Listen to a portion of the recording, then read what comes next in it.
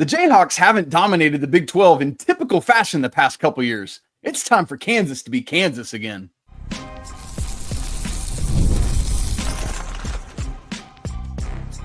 You are Locked On College Basketball, part of the Locked On Podcast Network. Your team every day. Hey there, what's up? Happy Thursday. Welcome into the Locked On College Basketball Podcast, the only daily national college hoop show out there. I'm your host, Isaac Schade. You're joining me at the place to get your college basketball content every single day. It's all part of the Locked On Podcast Network. Thanks so much for making us your first listen or watch to get your Thursday going the right way. I want to remind you that you can catch every episode ad-free on Amazon Music. Today's episode is brought to you by Monarch Money. Take control of your finances with Monarch Money. Use code LOCKEDONCollege at monarchmoney.com for 50% off your first year. I want to say a special shout out to all the everydayers here with us today, all the great members of the Locked On College Basketball Discord as well. It's great to have you. Today on the show, we're just taking a big fat rock chalk Jayhawk look at what's going on in Lawrence right now, just a couple of hours up the road from where I live in Joplin, Missouri. And joining us to help unpack that is the great host of Locked On Jayhawks, Mr. Derek Johnson. DJ, it's great to be with you, buddy. Excited to talk Jayhawks. And that's what we're going to do today. We're going to look at these back-to-back seasons of historically uncharacteristic results that we've seen from the Jayhawks. Can Bill Self get things back on track? Is Jacques Vaughn coming in? Is that an indicator of things to come? We'll look at the interesting personnel goings on, including like, hey, there's some more roster spots to fill out here. And then we'll look at the schedule. The non-con is out for Kansas, and we know the Big 12 opponents as well, so we'll make some predictions. Derek, let's start there, though. I want to see Kansas get back to being Kansas. Like, what a crazy streak of dominance it had been. What, in your opinion, has led to these atypical results the past two seasons? Well, if you want to talk from a personnel standpoint, I think you could view it a couple ways. One was a lack of fitting roster. Another one, you could look at it as misses in evaluations of your talent. So the first end of that is the lack of fitting roster. We saw DeJuan Harris as the starter on a national championship team. We saw KJ Adams as the starting center on a team that was a 1 seed that, I know they lost in the second round, but had Bill Self been healthy, maybe they make it a little bit further. I know UConn was standing in their way if they make it past the second round, but then you also look at it in Hunter Dickinson, and like he was a very productive player who in his freshman season at Michigan went to the Elite Eight and was on one of the best teams in the country. Each individual player was a successful player if you put the right pieces around them. But I don't think they fit together. When you had KJ next to Hunter, it clogged up the lane and took away some of Hunter's effectiveness. But also, from KJ's perspective, he was a good defender who, brought certain things that maybe got taken away in other ways by having DeJuan Harris on the floor, right? Because with KJ, if he's a non-shooter, you have DeJuan, who's not really a big shooter either. Right. It's just all of those pieces. You can make it work in any way you want, but it was tough for those guys to work together, I think. So that's part of it. The other part is the misses. And you can go back to the high school recruiting ranks where they missed on guys like Zach Clements and Kyle Cuff and even the guys that, like looking back, Zuby Ejiofor would have been a hit, ended up transferring away and having success at St. John's. You had some of the misses from the transfer portal. It seems like Bill Self has struggled a little bit there with whether it's finding the right guys. I think they've tried to change it up a little bit this offseason, or finding the guys that fit what he wants, right? It just didn't really work with AJ Storr and Ryland Griffin and Nick Timberlake and some of these guys. So I think a lot of it is a little personnel decisions, but kind of in different ways. Man, it's so I love that take on it, Derek, because it's like it felt like all the individual pieces were there. I'm like, man, Ryland Griffin was great in Tuscaloosa. How did that not translate? Timberlake coming over was like, oh, he's just gonna fill it up. Furphy was a late addition, obviously, but once he got going, he was more, but it just took a while because of his late summer addition. And so I think you're right. Like, it's just the individual pieces made sense. It was just a roster fit issue, and that was a big bummer. So then my question, Derek, and I know we want to get to personnel more heavily in the second segment. So if this is the answer to this question, say pass and we'll get to it. But how do the Jayhawks remedy those issues? Well, I think they made a concerted effort in the offseason, looking more for fit than necessarily just getting the most talented guy, the highest ranked guy in the recruiting rankings, right? Finding somebody who is going to fit into a specific role. And I think more than just fit into a specific role, trying to find somebody that would be in the Bill Self circle of trust. Like, that is a very real thing. If you're not in that circle of trust, you're going to have a quick hook in games. And so, like, we saw that, for instance, with Ryan Griffin and AJ Storr, where, like, if because they weren't in that circle of trust, and it's like, what else are you bringing to the table besides scoring? If they made a big mistake, like if you made a mental mistake, not being in the right spot, or making a mistake on defense, or maybe, you should have boxed somebody out and got a rebound and you didn't, they were straight to the bench, right? Like, it wasn't really a 3-strike approach. It was usually a 1 or a 2-strike approach to getting that quick hook. And then that just kind of felt like it led to a lack of those guys having, I don't know, like a positive mentality coming in. Like, you just don't have the same confidence. You could understand that a little bit as a player. Looking at what they've done in the portal this year, it's almost been a little bit less focused on talent and less focused on just like, you could make the argument this team needs more shooting. In fact, I think they do need more shooting based on where the roster is right now. Yeah. But Bill Self is basically, it's almost like he's steering into what, like, Michigan State did last year, St. John's did last year, where it's just like, I don't think they're going to be that poor 3-point shooting, but they're just the things we do really well. And I think Bill Self is like, you know what, if we have a below average 3-point shooting team, but we have dogs, we have guys that I can trust that are going to defend, that are going to be two-way players, that aren't just going to be one-dimensional players, he's going to have a much better time. He's going to have a much more fun time, and it's going to be more to his identity, which his identity has worked in a lot of previous seasons of college basketball. I think so critical to what you said there is what we're seeing in this portal era. It's not about teams that have the best 5 individual players. It's about teams that can get the best 5. I've taken to saying it recently, just because they don't have a name doesn't mean they don't have game, right? Like, just because it's not the sexiest guys in the portal doesn't mean you can't put a great, talented group together that has all the right pieces and the right fit. So I love that from you. DJ, I want to ask you about the head of the snake here, or I guess the head of Rock Chalk, as it were, because in my opinion, Bill Self is one of the singularly best coaches, like X and O's, personalities, managing all of that in the nation. But we've seen these couple back-to-back years. You mentioned the health scare a couple years ago. I'm still, man, like, that just still shakes me when I think about it. Do you think that Coach Bill Self can get this thing back on track, or is bringing in Jacques Vaughn kind of a signaling of what's to come in the next couple years? Well, I think he can get it back on track. Like, I'm not going to count against him. I'm not going to. It is funny. I know it's more of the trend based on what has happened. It's also funny because looking back to the season 2 years ago, when they got blown out by Gonzaga in the second round, like, Kevin McCullough was an All-American, and he was out for the last several weeks of that season.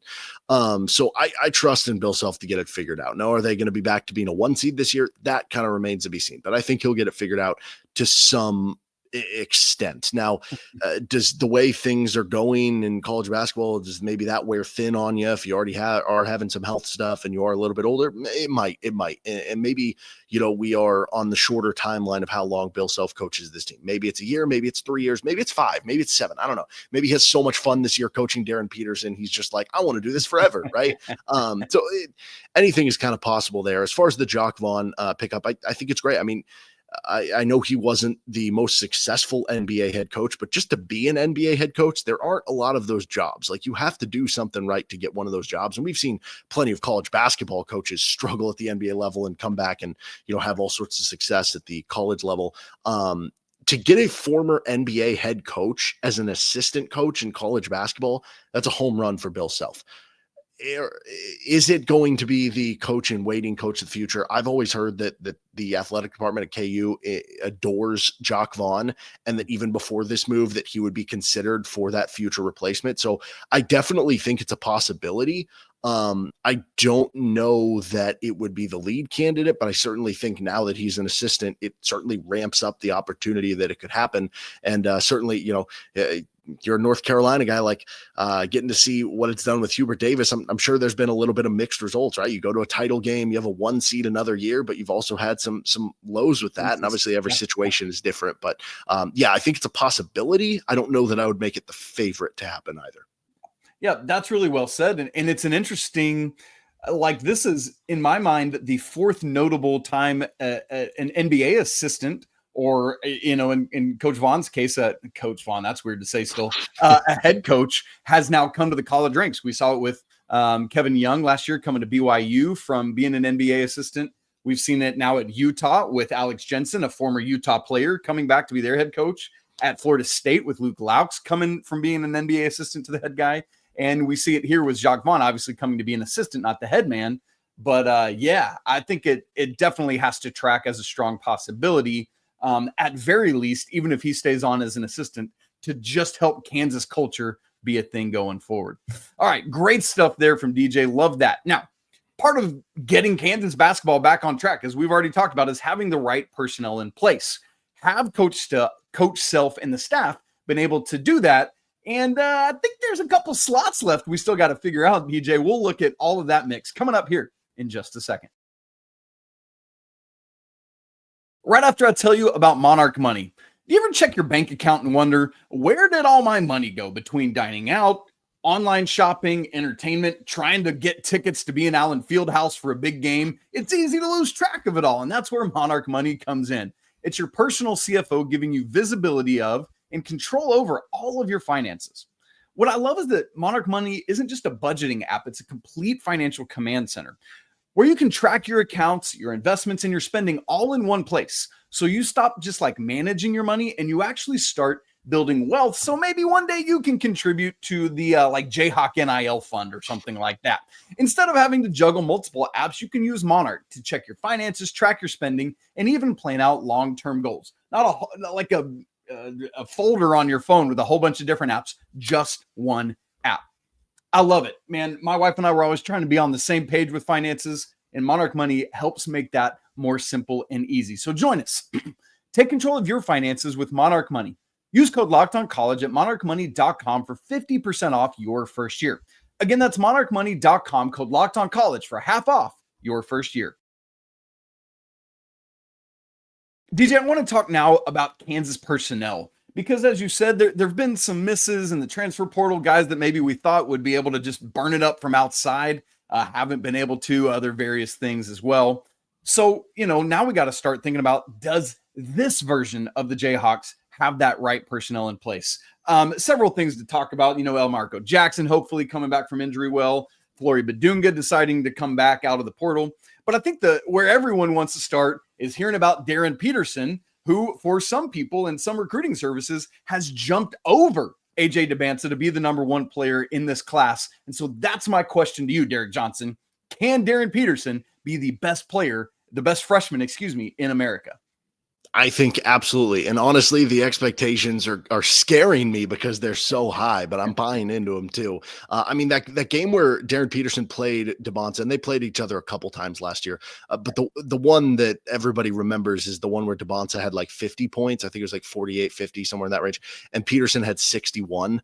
And that was just an unbelievable. And Peterson hit the game-winning shot to move him past. I'm so excited for KU BYU. I don't know why they didn't schedule it twice. That's neither here nor there. But I think Peterson has that opportunity. He is just such a good competitor. He's such a complete player in everything he does. And sometimes you have to be a little trepidatious with things because sometimes Bill Self gets a little excited with some of his offseason speech on players, and whether it's saying something to, I don't know, ramp them up, or if he actually believes, I don't know, but like he has continuously, and this is something he's said multiple times now, whether it was when he signed or kind of recently, that he is the best incoming freshman that he's ever recruited to Kansas. And he's had Joel Embiid, he's had Andrew Wiggins, he's had, Josh Jackson was great as a freshman at Kansas. They've had other players who, were McDonald's All-Americans, top 10, top 15, top 20 recruits who ended up being NBA players, right? That is very high praise. So yes, the hype meter is off the charts for Darryn Peterson. I love that. And I know he gets all of that attention, but for a while I've kind of liked Bryson Tiller. I know he fell off a little bit, but is he maybe being slept on a little bit because DP is so high in the rankings? So the short answer to that is it depends. And the reason why is I think the player itself, I like Bryson Tiller a lot. Very skilled big man. I know a lot of people have mentioned like the ideal setup is he kind of is like one of the Morris twins that the Bill Self had, where this flexible, kind of like forward center type that you can play. The big thing for Tiller is going to be about kind of basketball experience and injury. So Tiller is coming off a ankle injury. He actually joined KU mid-semester from OTE and took like a red shirt, but he hasn't played organized team basketball. He's not going to be cleared till the start of July. And it's been like over a year since he's been like on the court with like a real setting of basketball, not just like individual drills or workouts or something like that.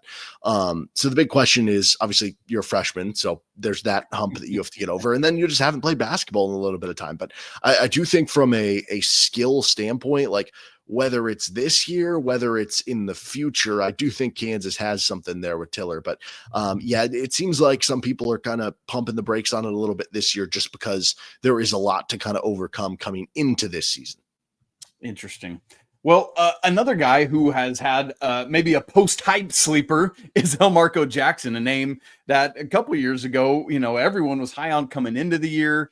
Wasn't able to really, another one of those guys with Timberlake in that season that wasn't able to really fill it up like maybe we thought. Had that unfortunate injury ahead of last year, speaking of Tiller and injuries.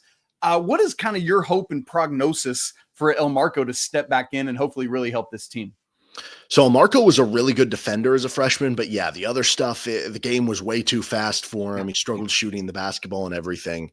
I always thought Elmarco would be a really good player by year 3, but now we have that big injury in between where it's like, well, do we have to delay it another year there? But I think he'll have a big impact on the rotation. There was a recent article with CJ Moore in The Athletic where he talked to Bill Self, and Elmarco was killing it in the summer workouts last year, in the summer practices, enough so that Bill Self said that he was in line to start on last year's team. So I guess he would have started over Ryland Griffin is maybe the estimation of how we take that. But that means that maybe he was making that jump last year. Now, the big question is, coming off a season-ending injury, does that offset the improvements that he's made, where it's like he has to shake off the rust of the injury, even though he's a better player?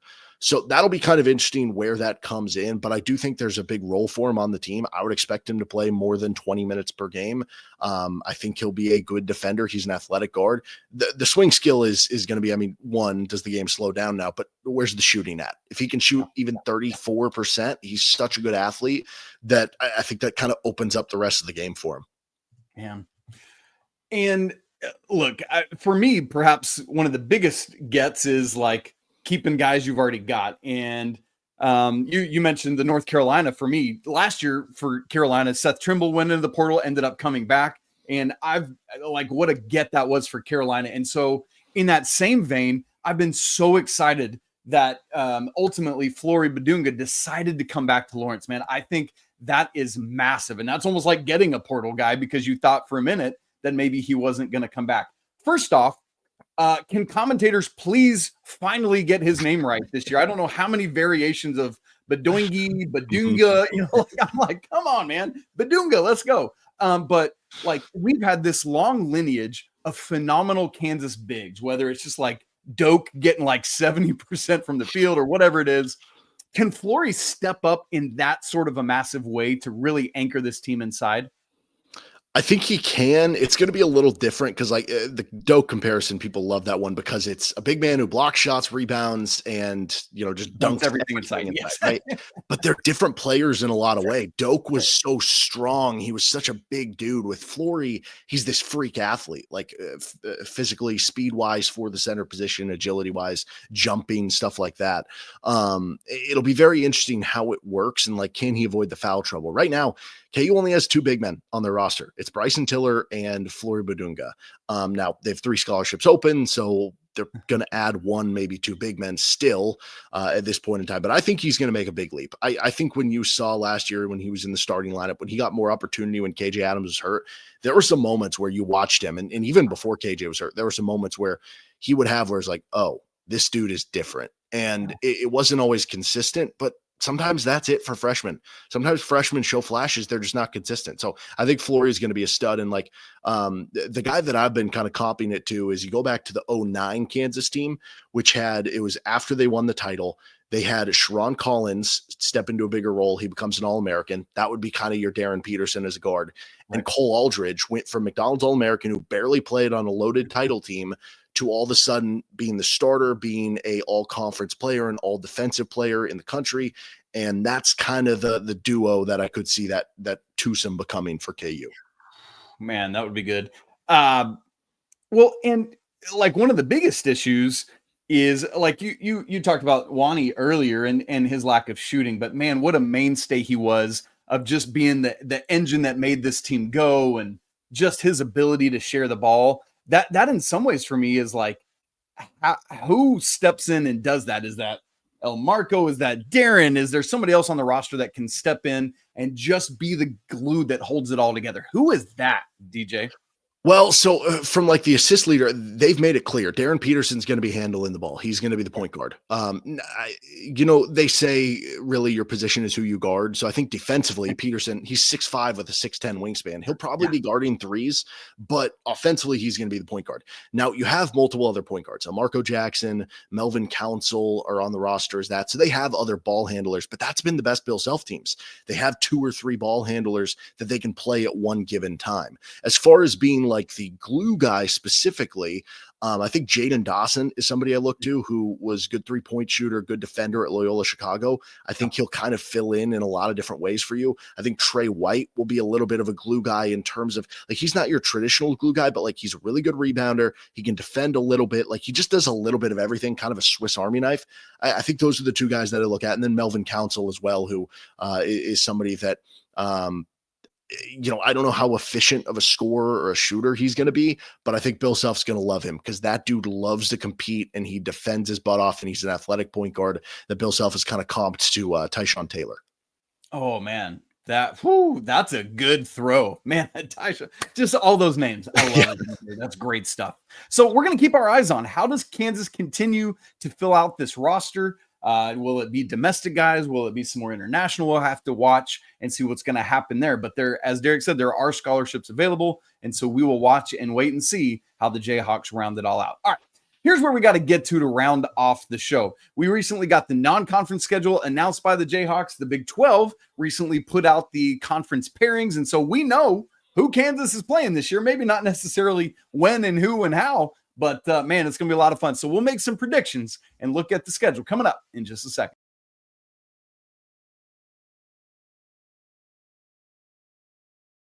Isaac Schade, Derek Johnson, the host of Locked On Jayhawks. We're talking Jayhawks today. We've talked some personnel. We've talked about getting the Jayhawks back to being Jayhawks and just making everybody think about playing for second in the Big 12. Where I want to flip to now, Derek, is looking at the non-conference schedule. I love this exhibition game at Louisville in the Yum Center on October 24th. That's going to be great.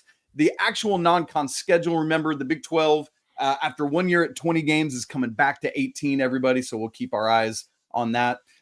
There's Green Bay in Allen Fieldhouse, so we'll see a little Doug Gottlieb coming in. That'll be fun. The return game at North Carolina, the first Friday of the season, just like last year in Allen Fieldhouse. A&M Corpus, Princeton, who will be, thankfully, for the Jayhawks without Xavier Lee, who's now at Florida, versus Duke in the Champions Classic. We'll love that matchup. Players era, TBD on that, but that'll be 3 games in Vegas. UConn coming to Lawrence, Kansas. I'm excited for that one on December 2nd. Mizzou, obviously at T-Mobile in Kansas City, as we always get. A game at NC State, Towson coming to Allen Fieldhouse, and then wrapping it up with Davidson. So, Derek, I just want to ask you first about those. Obviously, we don't know the opponents yet for Players Era, but of the 13 games, how do you like the mix of bye games and high major teams and, the strength and difficulty of this non-conference schedule? Oh, I mean, I love it from a perspective of just getting to watch the games. Like, how could you not love playing these more difficult schedule? I know you want your team's record to be good and everything, but like, it is an entertainment product. And don't you want to see your team? I mean, I just think back to that North Carolina game from last year too. How great of a game was that? I mean, it was high scoring. It was back and forth. It went down to the final possession. You have two blue bloods in college basketball. That was awesome. We need more of that. And so it's awesome. On campus, like they're playing true campus games. That's the thing. I wish the Duke game was not just. I know it's the Champions Classic this year, but I think back to last year when they decided to play in Vegas. Like, I want them to do a home and home, and maybe that'll be coming at some point too. But yeah, absolutely great when it's campus. Man, good stuff there. Yeah, and all these kind of blue bloods, UConn, in my opinion, is in that blue blood conversation now, and so like at least 3 of those historic blue blood teams that Kansas is playing each and every one of them now, going to NC State in the first year of the Will Wade era. That's another true road game there. That'll be a lot of fun. And so looking forward to that. What do you think about UConn coming into Allen Fieldhouse? I think the Huskies should be back a little bit from where they were last year. And so that should be a great game. Oh, yeah. I think that'll be a good one. I mean, they played 2 years ago, and Kansas actually beat UConn. And again, just one of those things where it's like Kansas last year, even though they had a down year with Bill Self, got the worst seed they've ever gotten in the NCAA tournament under Self, they beat Duke, who, for some you could argue was the best team in the country last year. And then the year before that, they beat UConn, who ends up winning the title. That was the game. Donovan Klingen's dad was mad because he got sat up there pretty high in Allen Fieldhouse. But yeah, it was a great game when they first met. And this is part of a home and home. Now they'll be going to stores coming up after this season as well. But yeah, that'll be a really fun one. That NC State one too adds a little bit of extra intrigue now because it seemed like Darryn Williams was like, it was like, oh, he might be going to Kansas. I thought so. Yeah. And then NC State ends up, winning him out in the end. So now that one, I think, becomes a little bit more interesting too. Plus, it's always difficult to play on the road. Ooh, yes. Speaking of which, I love that the NCAA is allowing these great high-level exhibition games, that they don't have to be secret scrimmages anymore.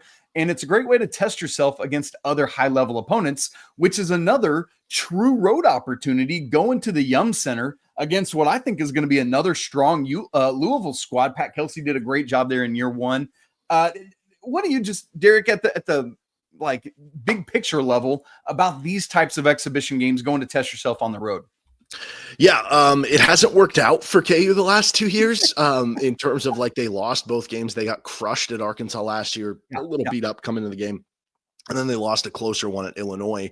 But honestly, it kind of like looking back on it kind of showed that, yeah, maybe this team's not as good as because they were preseason number one.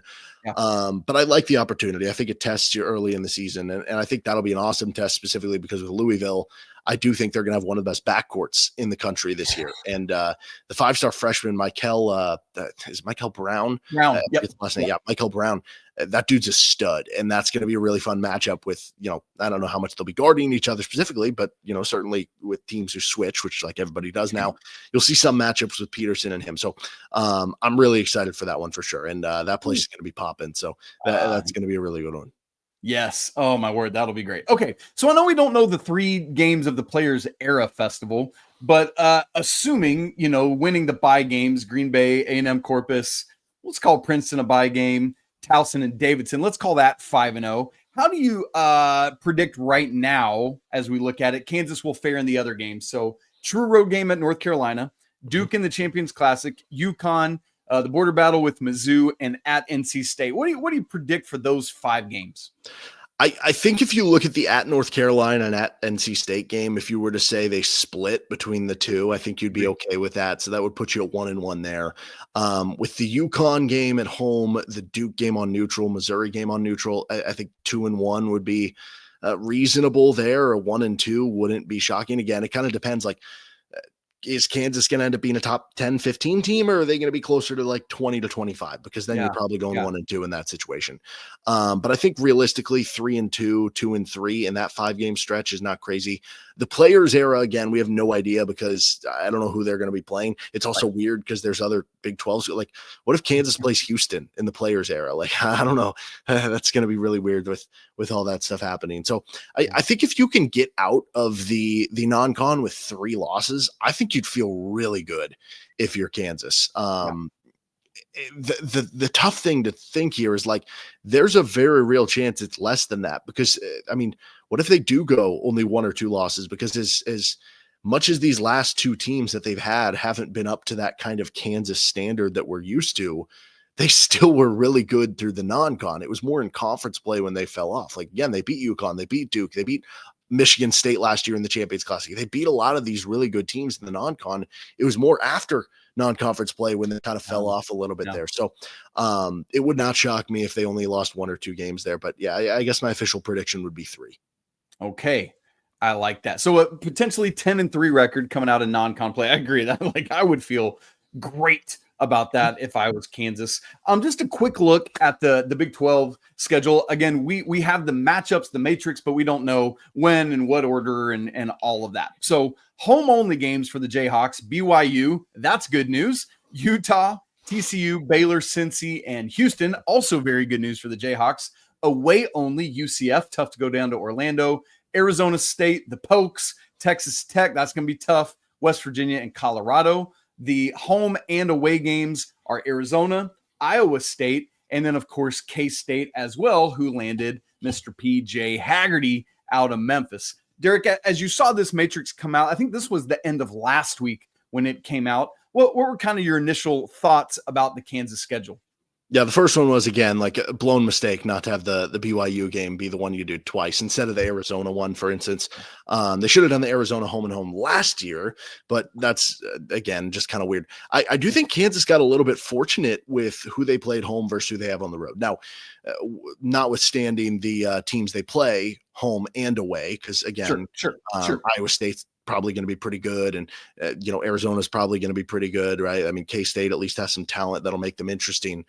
But you look at the teams they're playing on the road, Texas Tech is really the only road team they play in Big 12 play of the teams they only play once, right, that you look at and say definitively they're probably going to be a top 10, 15, even 25 team in the country. Like, I think West Virginia will probably be solid, but like, I don't know that anybody's going out on a limb to be like, yes, they are for sure a top 25 team. And most of those other teams were bottom half of the Big 12 teams versus you look at the teams you're getting at home. It's like, yeah, you'd rather have to play Houston at home. You'd rather have to play some of these teams at home. So I do think that was a little bit fortunate for KU. And I think it comes out in a positive way, but yeah, that KU BYU ticket, I am already circling that one. I mean, as loaded as we talked about the non-con is, I think that's the game I'm most excited for this season.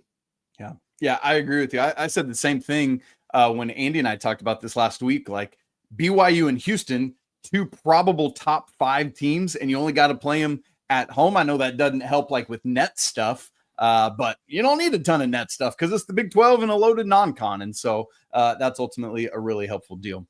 All right, DJ, anything else you want to say about these Jayhawks as we get ready to get out of here? I do think they're being slept on a little bit. The roster's not complete. They're looking internationally. They're scouring the transfer portal again. I don't know that they're going to get a game changer at this point, but I think Peterson's going to be that good. I think Florey's going to take a jump. I think Bill Self's going to be good. I don't know that I'm expecting 1 or 2 seed. I made that 09 comparison with Florey to Sharon and Cole to Florey and stuff.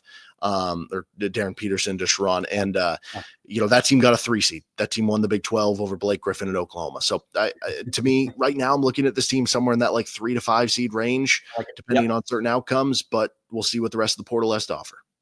That's a good word. All right, gang. Thanks so much for joining us here today. Please make sure you go check out Derek's great work on Locked On Jayhawks every day. Follow him on social media at D Johnson Radio. Why? Because this dude, you've heard his voice. It's like butter. And so Derek's covering lots of great stuff. Man, like what?